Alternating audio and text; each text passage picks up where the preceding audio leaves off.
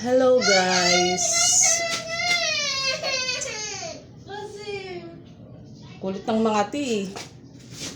Hello again guys. Nangungulit yung dalawang anak ko. Diyos ko. Nag-aaway sa cellphone.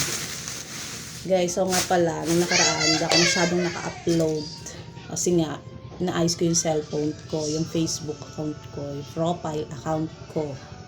Kasi, yung violation doon, hindi mabura-bura. Ngayon, hinanap ko pa kung saan pwedeng burahin. Hay!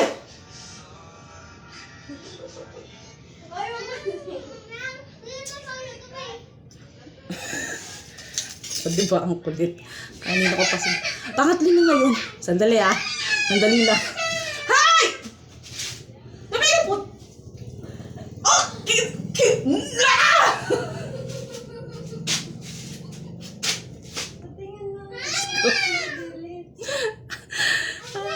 Nagagawa sila sa cellphone, guys.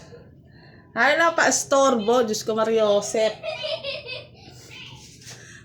Eto na nga. Ngayon, naghahanap ako ng pwede siyang i-delete yung mga close violation ko.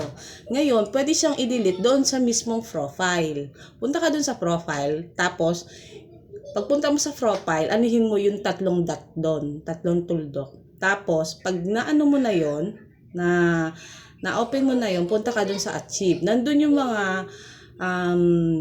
yung mga dinilit mo dati, nung dati pa, kahit walang violation, nandun lahat. Ngayon, nakita ko doon na pwedeng i-delete. Dinilit ko siya. Tapos, bumalik ako doon sa, sa violation ko, doon sa may support inbox. Wala na siya. Yun, baka makatulong guys sa inyo. Yun. Kaya ngayon, ang problema ko na lang ngayon, yung report to others ko. Kasi meron pa yun. Kaya nung nakaraan guys, yung uli siya, parang, di ba, ang tawag yung kulay green. Basta yun na yun. Yung kulay green ko kasi, na-open ko na yun. Ngayon, na-close uli. Kasi nga, nakita nga ni Mama Meta na, hey, hi ka nak. Hi. Then, nakita ni Mama Meta na meron ako pa akong violation na hindi ko kasi siguro nabubura. Kaya, kinlose uli. Kaya hindi mo na siya binerify para i-monetize ba yun? Yun. Diyos ko.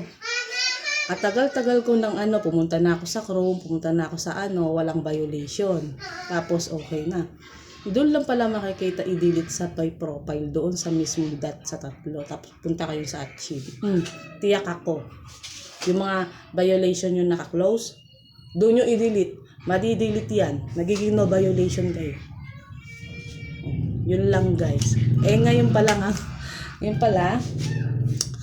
lang ako nag-vlog uli. Luluto ako ng sinigang ng manok. Ngayon. Yan. At nagluluto muna ako ng hotcake ng mga bata kasi nga umagahan. Nagugutom na rin ako. Kaya ganon. Kaya guys, dito muna. Good morning sa inyo na lang. Bye.